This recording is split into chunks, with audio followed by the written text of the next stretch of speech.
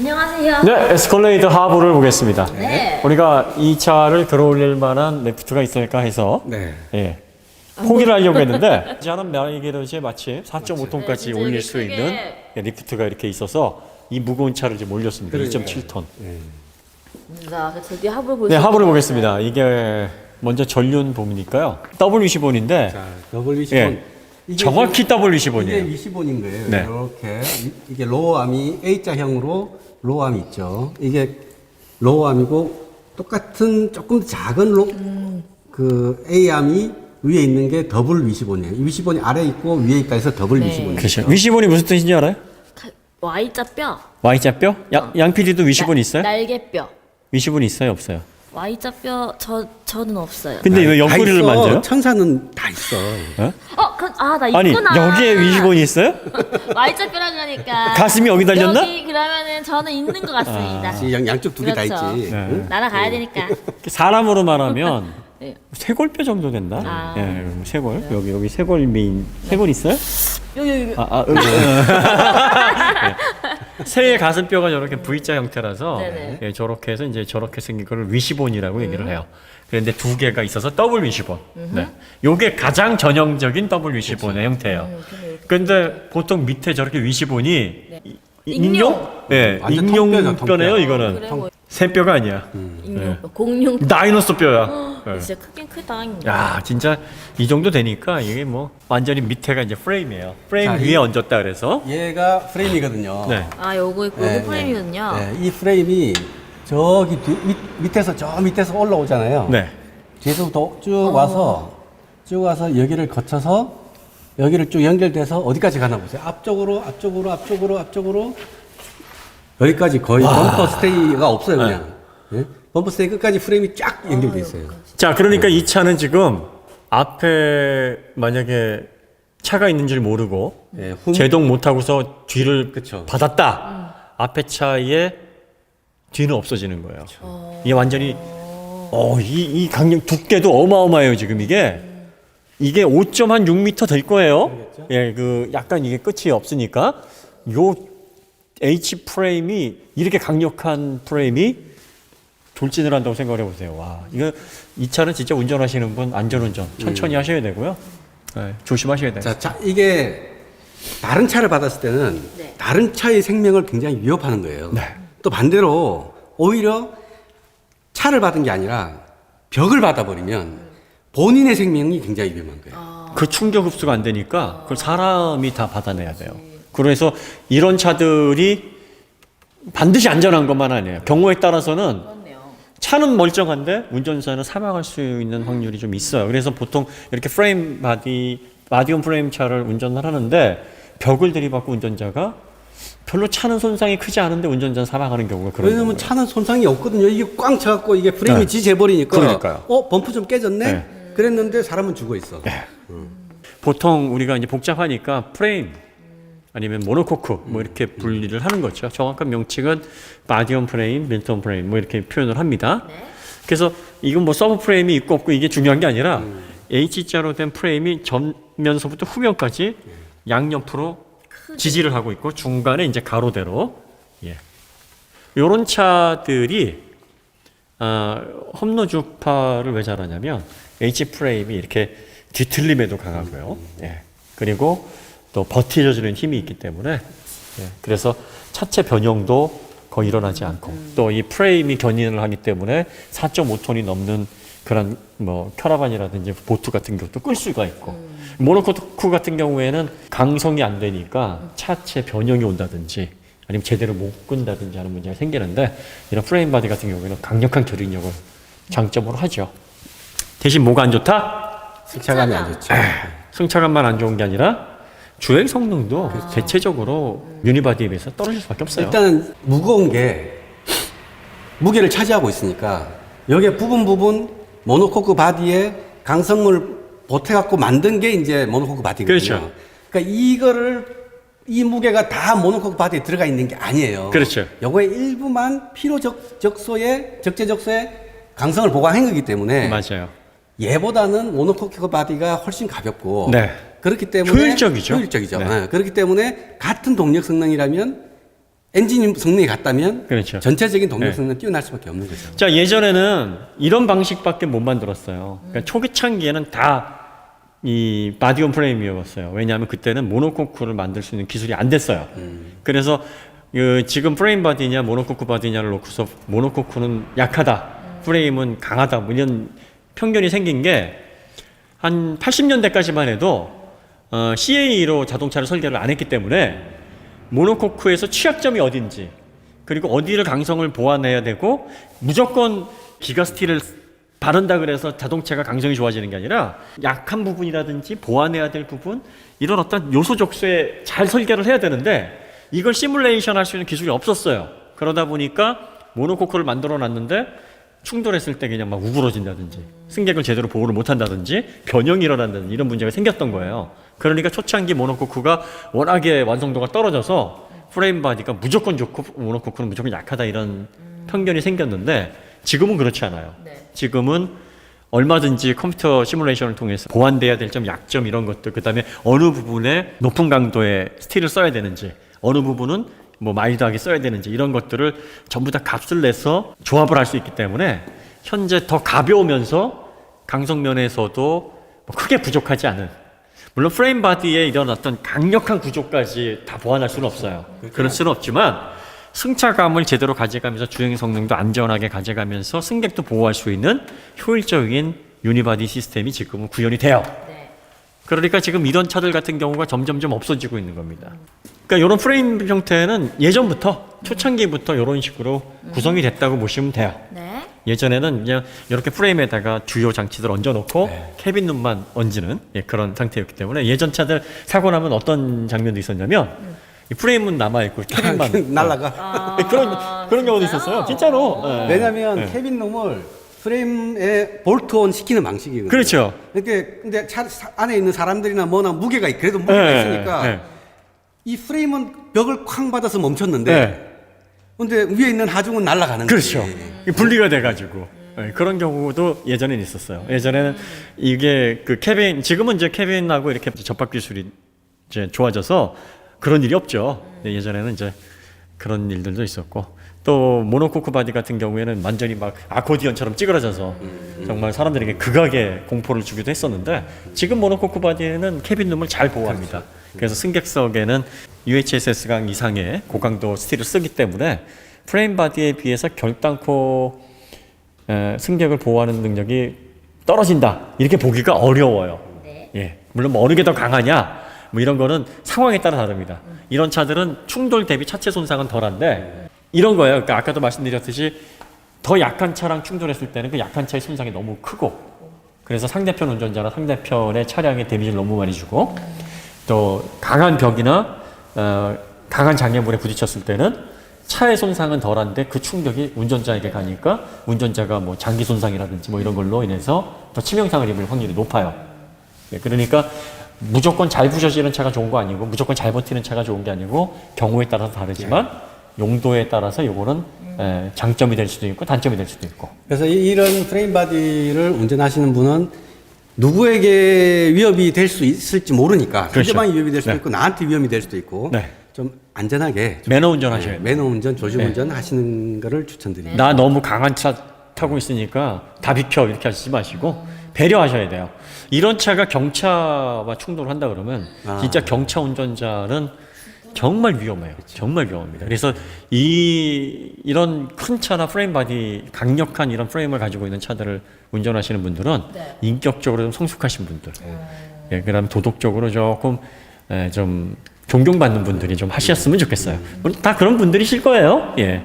차주분도 그런 분이더라고요. 그러니까 유기견을 3마리나 어떻게 맞아요.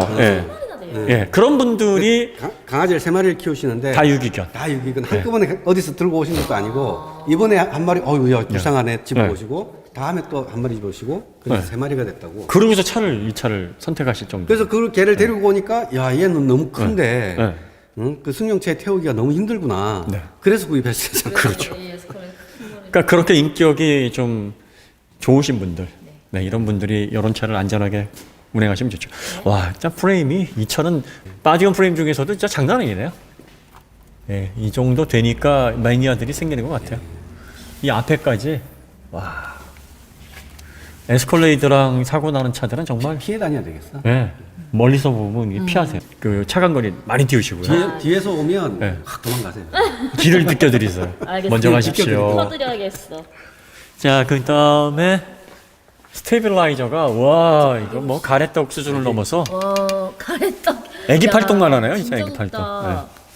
와, 서브프레임도 되게 튼튼하게 돼요. 오, 다시 만져보세요, 대표님. 네, 거의 뭐 오, 진짜 두껍네요. 애기 팔목 같아요. 진짜로. 네. 그 다음에 이제 요 그 암이 체결되는 서브프레임도 예, 굉장히 튼튼합니다. 모든 튼튼하네요. 다 튼튼합니다. 그래 보이니까 또. 네. 그 다음에 이제 이쪽 트랜스퍼 유닛에서 전륜 쪽으로 빼주는 예, 프로펠러 샤프트 있고요. 그 다음에 이 사륜 구동을 위해서 드라이브 샤프트 물려 있습니다. 기본적으로 후륜 구동 기반이고요. 그렇죠. 후륜에서 전륜 쪽에 네. 예, 트랙션 분배를 해야 될 때 이렇게 해서 이제 이쪽으로 뽑아줍니다. 앞쪽으로 드라이브 샤프트 가는 거죠. 이 자. 소리가 나오면 뭐다? 필로. 필로? 알로? 필로는 또 뭐니? 필로우볼 베개. 생각했나 봐. 베개. 필로우볼. 할로 아주 맞나요? 뭐 할로우 맞아요. 아주 그냥 그 필로우하고 또 뭐가 있어요? 모르겠어요. 찬 거. 그러니까 할로우하고 솔리드. 아, 생각났어. 솔리드 필로우, 할로우, 아우 정말. 아유, 헬로우? 하나 내가 아주 에스컬레이터? 아유, 던져줬다 진짜. 아유. 엘리베이터, 또 뭐? 다 잘못했습니다 제가. 네. 중공 샤프트입니다. 네. 이 서브프레임에 네. 저 칠이 다 돼 있죠. 이거 뭐라 그러죠? 페인트 칠. 뭐 우레탄 같은, 네, 예, 맞으면 언더코팅 같은 거예요. 그렇죠. 예, 그쪽을 다 해놔. 보면은 이렇게 약간 점도가 있어요. 아, 예. 그래요? 그러니까 우레탄 섞어가지고 이렇게 도색을 한 것 같은데, 요거는 기본적으로 해서 나온다네요. 네, 해서 나오는 거. 예. 아, 이 서브 프레임에도 그렇구나. 지금 여기 보면은 약간 이렇게 탄성이 있어요. 이게 우레탄 도색인 거죠, 이게. 여기가 조립해놓고 난 예. 다음에 칠한 게 아니고 예. 다 이렇게 기본 프레임에 칠을 한 다음에 조립한 거예요. 맞아요. 그러니까 언더코팅을 제조사에서 하는 거예요. 여기도 보면 여기 보세요. 이렇게 네. 발포식으로 이렇게 네. 이렇게 눌리죠. 이게 우레탄 도색이에요. 보면은 되게 잘 돼 있나요? 예. 비싼 차니까. 네. 거기다가 이제 변속기는 네. 후륜 구동용 8단이 물립니다. 네, 여기. 예, 지금은 10단으로 나와요. 10단으로 나오는데 원래 그 포드하고 GM이 변속기 만들어서 같이 공용을 합니다. 그래서 전 세계적으로 그 변속기 만드는 브랜드가 많지 않은데 미국에서는 GM 포드 만들어요. 전륜 구동용, 후륜 구동용 다 만들고요. 네. 그 다음에 최근에 10단 냈는데 네. 단수가 많다 그래서 다 좋은 건 아니에요. 네. 어디나. 왜냐하면 이제 여러분들이 그 변속기를 생각하실 때 그 변속비하고 최종 감속비하고 계산을 해야 정확하게 이제 그렇죠. 이게 나오는데 변속비만 보고 알 수 있는 거는 엔진하고의 매칭 정도를 알 수는 있어요. 그러니까 1대1 기어가 어디에 물리느냐, 그 다음에 1단 기어하고 그 다음에 최종 그 파이널 기어하고 변속비가 얼마나 촘촘하게 돼 있느냐, 특히 1대1까지 가는 그 기어가 얼마나 촘촘하냐에 따라서 엔진하고의 매칭이 빠를 수도 있고 좀 더딜 수도 있어요. 네. 그러니까 시내에서 다단 변속기 효율을 좀 많이 내려면 보통 저단 변속기가 3단, 4단에서 늘어짐이 심하거든요. 그러니까 6단 변속기라든지 이런 3, 4단이 늘어지기 때문에 시내에서 좀 답답해요. 그러니까 그거를 개선하기 위해서 보다 낮은 회전수에서 속도를 더 빨리 높일 수 있도록 하는 게 다단 변속기의 역할인데, 그게 그 3, 4단에 해당하는 그 부분이 촘촘하게 이렇게 연결이 돼 있어서, 예를 들어서 1단서부터 5단까지 1대1로 이제 변속비가 세팅이 돼 있으면 다단 변속기가 9단이라 그러면, 예를 들어서 그러면 한 7단 정도에 물리면 1대1이 그러면은 1, 2, 3, 4, 5, 6, 7까지 1대1까지 오는 그 과정이 되게 촘촘하겠죠? 그러니까 엔진 회전수가 계속 변하면서 그 변한 엔진 수에 맞게 변속이 되는 과정도 빠르겠죠. 네. 빠르다 보니까 높은 회전수를 쓰지 않아도 바로 엔진의 효율을 이렇게 토스 할 수 있으니까 낮은 회전수를 유지하면서 차가 발진을 계속 할 수가 있게 되는 거예요. 저단에서 기어비가 촘촘한 놈들은 네. 저속에서 경쾌한 놈들이고, 그렇죠. 고단에서 기어비가 촘촘한 놈들은 고속도로의 제왕이다. 그렇죠. 이렇게 생각하시면 돼요. 네. 네. 그러니까 이게 9단, 10단 정도 되면 양쪽을 다 촘촘하게 그렇죠. 하는 게 갈수 좋아요. 있는 거죠. 갈수 이게 있는 가장 이상적이에요. 그런데 대부분의 이제 고단 변속기를 서둘러 내는 브랜드들이 저단 효율보다는 이 고단 효율 쪽에 맞춰져 있어요. 초점이. 그러니까 크루징 할 때 연비를 고속 연비에서는 어느 정도 항속에서 이점이 있는데 시내에서는 6단, 7단에 비해서 9단, 10단이 그다지 효율이 없는 거예요. 그러니까 그 엔진과의 매칭이 빨리빨리 이루어져야 변속이 빠른 거거든요. 그러니까 어떤 변속기가 난 8단인데 9단인데 왜 변속이 빠르지 않지 하는 건 저단에서의 기어비가 촘촘하지 않으니까 이 매칭, 내부 매칭이 제대로 빨리빨리 안 되는 거예요. 근데 그게 촘촘할수록 빨리빨리 돼요. 그러면서 변속이 빨라지는 겁니다. 그러니까 회전수가 변하면 변속기의 그 변속비도 맞춰져서 같이 그 회전수가 맞아야 변속이 되는 거거든요. 네. 시내 효율이 좋아야 된다고 하면 이 변속기의 변속비, 다단 변속기라도 이게 저단에서 어느 정도 촘촘하게 돼 있는가 또 확인을 한번 해보시는 게 좋습니다. 네. 그러니까 이게 어느 게 더 좋으냐, 어느 게 더 우수하냐 단적으로 얘기할 수 있는 부분은 아닌데 덕후로 가는 길은 참 멀고도 험하네요. 그렇죠. 공기저항 개수를 넣어서 이제 기어비까지 봐야 돼. 그렇죠. 그 봐야죠. 이거 뭐 5년, 10년 탈 건데 봐야죠. 예. 봐야 돼.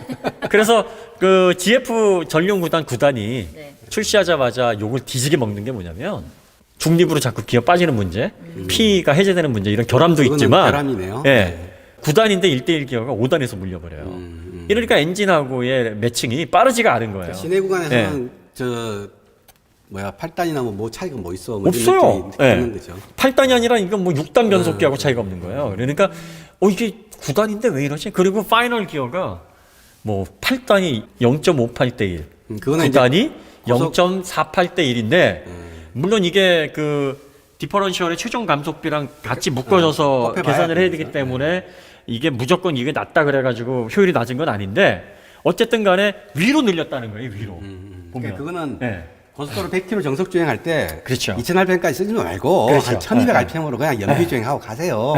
응? 그러니까 이런 차를 9단이니까 시내에서 효율이 잘 나오겠지 하고 구입을 하게 되면 이런 변속기를 효율이 안 나올 수 있다는 지금 거예요. 이 변속기 말하는 게 아닙니다. 이거 아니에요. 이거 아니에요. GF 9단 예, 말씀하시는 GF 9단. 근데 GF 8단은 이게 시내랑 고속 주행이 잘 매칭이 돼 있어서 BMW 명품. BMW 쓰고 있는 거 예, 현재 말씀하시는 BMW 주력으로 쓰는 거. 그다음에 포드에서 10단도 네. 이게 1대1 기어가 7단에서 물리고 그 항속 기어도 굉장히 현실적으로 잘 세팅이 돼 있어요. 그래서 10단 변속기 같은 경우에는 시내에도 어느 정도 효율이 나오고 고속에서도 효율이 나오게끔 잘 세팅을 했어요. 네, 기어비를 제가 봤는데 네.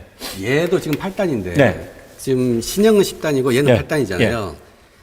그 신형 10단에 시속 150km로 달리면 딱 2000rpm이 나와요. 아, 예. 얘는 예. 한 145로 달리면 2000rpm이 나와요. 그 말은 한 100km로 달리면 한 1500rpm 그 뭐 그 정도 언저를 되겠죠? 달리니까 네네. 미국 시장의 기준으로 봤을 때 85마일이 사실 85마일은 잡혀가거든요. 그렇죠. 예. 75마일까지 달리는데 네. 10마일 정도는 봐주니까 예. 사실은 법적으로 85마일 달릴 일은 없는 거예요. 없는 거죠. 한 120, 30 예. 이상 달릴 일은 없는 거예요. 그러니까 그 기준으로 최고 속도를 달릴 때 2000rpm 언더에서 네. 그냥 그 정도까지 쓰세요 하고 이제 만들어 놓은 거예요. 그렇죠. 그 예. 내에서는 기어비를 잘 밸런스하게 예. 잘 쪼개 놓은 거예요. 예. 예. 8단도 마찬가지고 10단도 마찬가지고. 예. 근데 이제 이걸 가지고 독일이나 이런 분들 아니면 우리나라에서도 좀 쏘시는 분들은 150, 200 막 바른다. 네. 그러면 3000rpm 넘어가서 이 소리 좀 크네. 막 그럴 수 이럴 수도 있어요. 있는 거예요. 예. 예.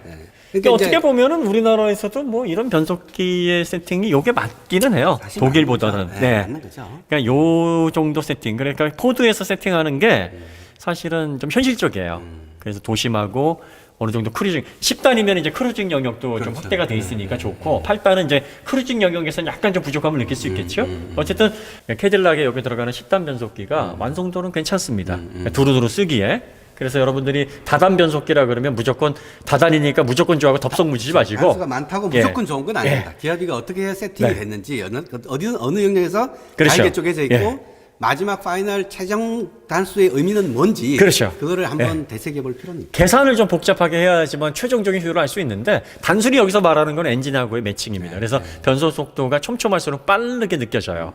그리고 이제 TCU라는 게 이제 ECU랑 같이 협업을 하는 게 전자적으로 우리가 변속을 한 번만 하는 것 같지만 이 다단 변속기는 우리는 한 번 한다고 생각하는데 얘는 3-4번씩 할 수도 있어요. 여러 번 조합을 해서 맞춰가지고 어떤 경우에는 준비했다가 다른 단수로 넘겼다가 다시 준비했다가 뭐 이런 식으로 왔다 갔다 프리페어드 하는 경우도 있고 그래서 아마 변속기를 세팅하는데도 보면 내구성 생각해야 되고요. 잦은 변속에 따른 내구성, 그 다음에 속도를 어떻게 가져가야 될 건지, 그리고 또 개발을 하면서 이미 검증된 기어비로 가야 되는지 아니면 좀 더 과감하게 가야 되는지, 뭐 이런 것들은 다 변수를 고려합니다. 그래서 앞쪽으로 촘촘하게 모여 있다고 다 좋은 거 아니고, 뭐 뒤쪽으로 늘어진다고 해서 다 좋은 거 아니고, 뭐 이게 경우에 따라서는 다르니까.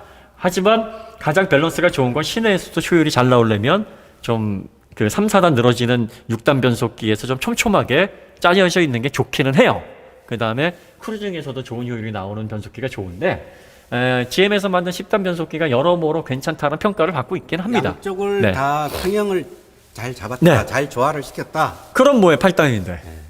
예. 이분이 1년 더 빨리 구입하시는 바람에 10단. 그러게.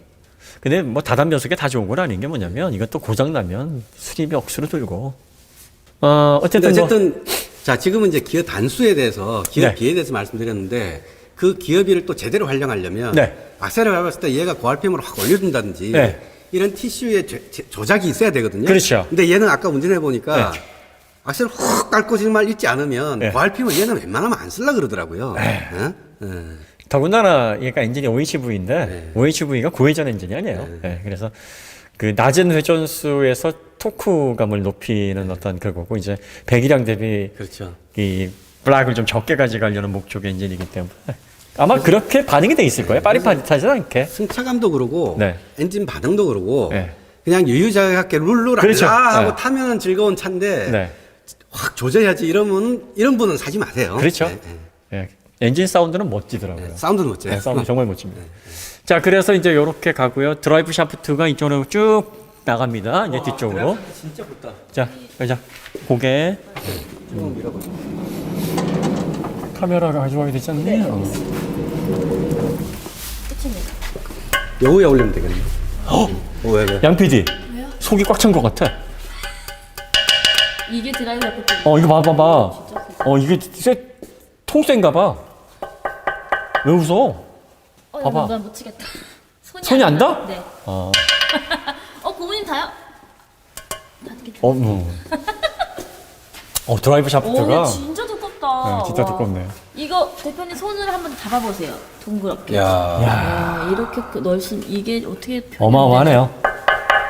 물론 뭐 중공 샤프트인데 네. 중공 샤프트 치고는 이렇게 두꺼운 거 처음 보는 것 같은데요. 엄청나게 두껍네. 이게 이제 견인력을 또 그러면서 이제 예, 아무래도 강하게. 소재가 알루미늄이니까 예. 그 강도를 위해서 또 두껍게 만들어 놓은 거예요. 그렇죠. 예. 알루미늄으로 되어 있네요. 알루미늄 합금. 네. 보통 자동차에서는 뭐 6070 같은 정도 6000대 많이 쓰긴 하는데 샤프트 같은 경우에는 이게 6000대인가요? 7000대인가요? 이게 어디에 이게 마킹이 돼 있기도 할 텐데. 그래서 이제 여기 트랜스퍼 유닛에서 네, 나와서 그 드라이브 샤프트가 이제 쭉 빠집니다. 그러니까 변속기에서 트랜스퍼 유닛 거쳐서 여기가 이제 주 드라이브 프로펠러 샤프트예요. 이렇게 동력이 후륜구동 기반이기 때문에 이렇게 쭉 옵니다. 그래서 저쪽 이쪽 잡아주고 요거는 이제 험로를 좀 다녀야 되는 SUV니까 서스펜션 형식이 뭘까요, 여기 PD 이게? 리지드 X. 네가 하세요. 리지드 엑셀도 알아요? 이제 리지드 엑스라고 토션빔하고 달라요? 토션빔은 네. 달라요. 어떻게 달라요? 리지드 X는 여기에 같이 붙어 있는 거야. 뭐가 붙어 있어요?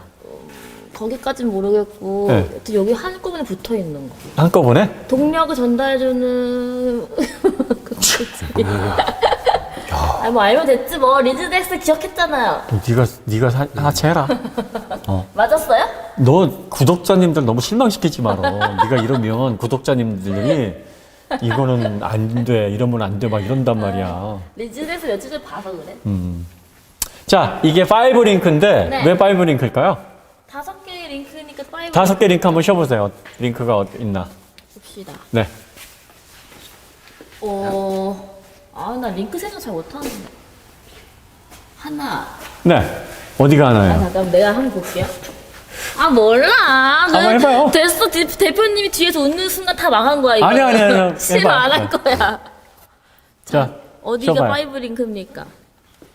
나 링크 찾는 거 못해. 대표님 맨날 웃잖아. 찾아보세요. 아니 리지드 엑셀인데 네. 링크 그거 맞아요? 아, 5개 근데 링크? 보통 저 독립평가는 네. 3링크, 4링크 이야기하는 게 한쪽을 두고 이야기하는 거잖아요. 아, 얘는 다. 얘는 리지드 X를 링크 몇 개로 잡고 있나 그걸 보시면 되는 거예요. 응? 그러니까 지금 여기 하나 잡혀 있죠. 아, 거기부터. 네. 차에 요 놈이 몇 개 막대기로 붙어 있나? 붙어 있나? 여기 하나 잡혀 있잖아요. 네. 그다음에 저 위에 하나 잡혀 있잖아요. 보입니다, 두 여기에. 예? 그럼 이쪽에 있으니까 이쪽에 똑같이 두 개도 있겠죠. 네 개죠. 그렇게 세는 거예요? 네. 그 다음에 그냥 이렇게만 있으면 네. 얘가 차가 흔들릴 때 좌우로 막 흔들릴 거잖아요. 차체가. 그러니까 가로를 하나 잡아줘야 되겠죠. 그래서 5 총 링크예요. 5개가 되는 거죠. 예. 예전에는 요걸 안에 안 써서 4링크로 했어요. 그러다가 이제 요거를 보완을 하여서 요즘 5링크로 리지드 X이 이렇게 나와요. 그래서 보통 5링크라고 이렇게 부릅니다. 그러니까 이게 요 리지드 X를 몇 개의 링크로 잡고 있느냐가 이제 4링크, 5링크의 기준이 되는 겁니다. 그러니까 리지드 X는 이렇게 그 구동축, 디퍼런셜하고 이 X라고가 같이 일체가 돼 있어서 리지드, 솔리드 X라고 얘기를 해요. 그러니까 토션 빔은 구동축하고 빔이 분리가 돼 있어서 리지드 엑셀이라고 얘기를 안 합니다. 그리고 토션이라는 말 자체가 비틀림이잖아요. 그렇죠. 그러니까 이 엑셀이 비틀려 주는 게 토션 빔이고 네. 얘는 모양새 봐봐. 비틀리겠어 이거? 안 비틀리잖아. 네. 그러니까 리지드한 거죠. 리지드. 그래서 얘가 뭐가 붙어 있냐면 얘가 붙어 있어요. 스테빌라이저. 스테빌라이저가 있어야 돼요. 얘는. 그러니까 이렇게 토션 빔은 스테빌라이저가 있어요, 없어요? 없어요. 진짜요? 확신해요? 진짜? 없어요. 내기할까? 아직 안 합니다. 우리 아까 maybe one more time. 아, 저놓고 지금. 빠라밤빰빰. 그러니까 한 번 더 하자고. 토션 빔에 있어, 없어? 없어. 확실해? 뭐 걸래? 저봐. 뭐 걸 거야? 나한테 뭐 안 해주려고. 아니야, 뭐 걸 거야? 빨리 얘기해. 그냥 아까 거 내가 이긴 거 까드릴게요. 어? 내가 이긴 거 까드릴게요. 그러니까 너 있다고 할 거야, 없다고 할 거야? 없다고. 없다고 할 거야? 안 해. 진짜 나쁜 사람이다 진짜. 어이, 다 알아. 진짜 큰일이네. 제 머리를 한 대 때려 던져야지 안 되겠네. 아. 예, 그래서 지금 이렇게 돼 있고요. 네. 누워있는 이유는 왜 누워있을까요? 누워 있다는 게 무슨 뜻이지요? 이렇게 각도로 해서 댐퍼 말씀하시는 네. 거죠? 아, 댐퍼. 얘가 댐퍼. 이렇게. 소컵 서버가 누워있잖아요. 왜 누워있어요? 좀 더 이렇게 모르겠어요. 난 뭘 하지 말아야. 왜냐면 위에 프레임하고 간격이 너무 가깝잖아요. 가까워서 길이가 짧으면 이게 그 댐퍼로서의 역할을 제대로 못 하잖아요. 그러니까 길이를 확보하려니까 이렇게 눕힌 거예요. 네. 그 스프링은 이렇게 예, 걸려 있고요. 네. 안 보이네. 그 다음에 네. 네, 스프링. 네. 마그네틱 라이드 컨트롤. 네, 저쪽에 들어가 있는 게 이제 유압하고 비슷한데 저기 들어있는 용매가 전기 신호가 딱 되면 예, 그 농도가 진해졌다가 옅어졌다가 저항이 이제 강해졌다 적혀졌다 하는 거예요. 그게 그 전자석의 원리로. 예, 그래서 예, 점도로 조절을 해서 담력을 조절하는 거죠. 1000분의 1초로 스캔을 한다고 하니까. 단순 댐퍼인지 네. 뭔가 MRC인지라는 걸 볼 수 있는 게 이게 뭔가 신호선이 들어가잖아요. 저게 저 위에. 센서와 연결돼서 그러니까 얘가 들어가는 액추에이터입니다. 안에 있는 오일을 미치게 하면 얘가 네. 딱딱해지는 거고. 그렇죠. 네. 그런 그러니까 식으로. 전기 고문을 하면 딱딱해지고, 맞아, 그때. 예, 그 다음에 내버려 두면 부드러워지고, 그 다음에 프레임이 저 끝까지, 와, 저 끝까지 뒤에, 와, 여기 얘까지 프레임이구나. 예, 뒤로 박아도, 여기 끝까지 가 있죠 프레임이. 얘 뒤로 박아도 뒤에 박는 차는 그러니까. 사망이네. 받쳐도 사망, 뭐 받아도 사망. 얘는 야 무서운 차네. 무서운 차입니다. 네. 이런 차에 덤비면 안 돼요. 그리고 이제 이 프레임에 네. 프레임에 브라켓이 달리고 그 위에 바디가 여기에 볼트로 연결이 돼 있잖아요. 네. 속에 부싱을 경유를 하고 그러니까 이 프레임하고 바디하고 딱 붙어 있는 게 아닌 거예요. 예? 약간 네, 떨어져 있어요. 부싱이 약간 그 유격을 먹어주는 거예요. 그래서 네. 와인딩 하거나 충격을 받거나 할 때 마치 차체가 흔들리는 것 같은 그런 게 여기서 나오는 맞아요. 거예요. 예. 그 쉽게 말해서 네. 보통 그 유니바디 차에도 서브 프레임이 딱 붙어 있는 게 아니라 살짝 떨어져 있거든요. 저런 식으로 체결이 돼 있어요. 그러니까 이건 캐빈이 그렇게 붙어 있는 거예요. 그래서 이격이 생긴다는 게 그거예요. 그러니까 이격이 뭐 아까도 말씀드렸듯이 뚜둥 이렇게 시차를 두고 느껴지는 게 아니라 거칠게 느껴지는 거예요. 와인딩 했을 때도 더 이상 하고 싶지 않아라는 그런 어떤 재미를 반감시키는 요소기도 하고. 네. 근데 오히려 이제 우리 살살 정속 주행할 때는 예. 승차감 좋네 그랬잖아요. 네. 저게 오히려 좋은 승차감을 그렇죠. 주는 네. 그 레인지로 운전을 하면 되게 좋은 거예요. 맞아요. 네? 예, 그러니까 이제 하부에서 올라오는 공진 주파수를 또 줄여주는 역할도 합니다. 저게. 네. 야, 트랜스포 케이스도 보니까 네. 이게 굉장히 보면은 되게 튼튼해 보여요. 마그나 파워트레인 들어가 있고요. 예. 네, 트랜스포 유닛은 거의 다 마그나 파워트레인 써요. 이게 메가 서플라이라서 뭐 거의 다 여기 거 갖다 쓰는 잘 겁니다. 보인다 여기는 마크가. 뭐 랜드로버도 갖다 쓰고 벤츠도 쓰고 BMW도 쓰고 현대도 쓰고 캐딜락도 쓰고 뭐 다 갖다 써요. 근데 다 지들이 만들었다 그러지. 조금 변형하면 내가 만든 거지. 물론 뭐 손 des으니 그럼. 뭐 틀린 말은 아닌데 어쨌든 마그나 파워트레인에서 사용을 하고 있고요. 네. 전자식 사륜구동 시스템인데 토크 바이어스 레이쇼를 좀 높게 가져가는 그래서 사륜 분배 적극적으로 할 수 있고 또 로우, 하이, 터레인 얘는 뭐더라 이름이 터레인 뭐 컨트롤 시스템이라고 하죠 뭐. 뭐 하여튼 죄송합니다. 네. 막 이렇게 막 하면 안 되는데. 하여튼 그래서 그 험로 5가지 모드로 5가지 하는 게 어디야? 5가지. 그래서 프레임은 정말 대단하네요. 그러니까. 이게 어느 정도 양이냐면 이 쇠 걷어다가 작은 집도 하나 만들겠는다. 진짜. 철량이 이래서 무겁군요. 이게 2.7톤이나 나가는 그러니까. 이유가. 네. 어쨌든 아까 말씀드렸듯이 바디온 프레임이 오래된 방식이기 때문에 무조건 좋은 건 아니고요. 네. 그리고 용도에 맞는 분에게는 대안이 없는 건 맞아요. 견인을 많이 해야 된다거나 아니면은 뭐 험도로 다녀야 되는 분들에게 바닥에서 이렇게 또 올라오는 그 강한 충격이라든지 뒤틀림을 프레임 바디처럼 잘 견딜 수 있는 SUV는 없어요. 하지만 공간 활용도가 많이 떨어지죠. 그렇죠. 이 그리고 프레임 두께 보세요. 요만큼 두껍잖아요. 이 포인트의 두께가 한 뼘이 좀 안 되는데 이만큼 두껍잖아요. 그렇죠. 이만큼 실내 공간을 먹어 들어간 거예요. 그렇죠. 위로. 다시. 응? 네.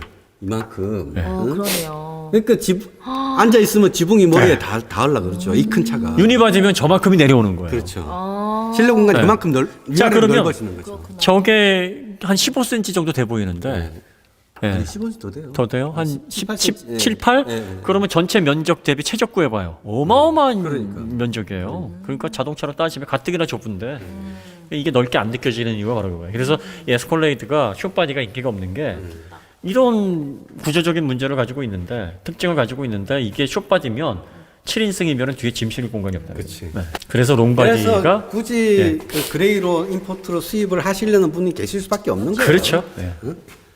어쨌든 이 차는 목적성이 너무나 분명하고 그리고 재료들이 아낌없이 사용됐고요.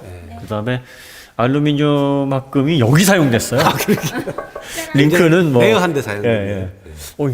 이게 그러니까 이제 이게 알루미늄 드라이브 프로펠러 샤프트니까 알루미늄 합금. 물론 알루미늄 합금이라 그래 가지고 다 약한 거 아니라는 거 말씀드렸죠? 나 아까 운전할 때 알루미늄 좀 느껴지는 것 같은데. 진짜요? 응. 어느 부분에서요?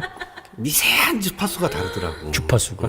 대단해. 그러면서 약간 이게 먹어주더라고. 얘가. 먹어줘요? 이야, 그 어느 정도? 한 1마력 정도를 먹어주는 거야. 이걸 봤습니다. 그렇군요. 네, 대단하십니다. 역시 에스컬레이터는 허풍하는 맛이죠? 그렇죠. 너그럽지. 이게 너그럽고, 네. 그 다음에 풍요롭잖아. 이게 막 뻥도 풍요롭게 쳐야지. 그렇죠. 그래서 이게 뭐 6,000대든 7,000대든 기본적으로 TXCR 처리하면은 뭐 300메가파스칼 정도는 잡혀요. 강도가. 그러니까 300메가파스칼이면 마일드 강 정도 되거든요. 근데 이제 두껍게 가고 이렇게 면적을 넓게 가면 스틸 못지 않아요. 그러니까 이렇게 생각하시면 돼요. 그러니까 서스펜션에 이렇게 알루미늄을 쓰게 되면 고강도 알루미늄을 써야 되기 때문에 알로이가 합금이라는 뜻이니까 고강도 알로이를 써야 되는데 인장 강도가 높아지면 충격 흡수율은 그만큼 반비례해요. 떨어져요. 그런데 이게 울트라 UHSS나 뭐 기가 스틸만큼 강하진 않잖아요. 그러니까 충격을 어느 정도 먹어줘요. 그 정도 강도가 아니니까. 그러면서 이게 면적으로 이거를 커버를 하거든요. 면적이 또 넓어지면 진동을 또 많이 머금어요. 그래서 유연하다라고 볼 수 있는 거예요. 그런데 이제 요게 인장 강도를 높였으니까 인장 강도를 높이면은 충격은 전달을 하지만 흡수는 잘 못해요. 그래서 얘도 예민하다라고 이제 엔지니어들이 얘기를 하는데 그래도 고강도 스틸만큼 예민하질 않아요. 그래서 이런 어떤 차이점들이 좀 있어서 이렇게 알루미늄 로우암이라든지 어퍼암을 쓰면 무게 현가 질량도 가볍게 가져갈 수 있으면서 예, 좀 더 유연한 소재인 건 맞아요. 근데 이제 이게 제가 보기에는 알루미늄을 쓴 게 네.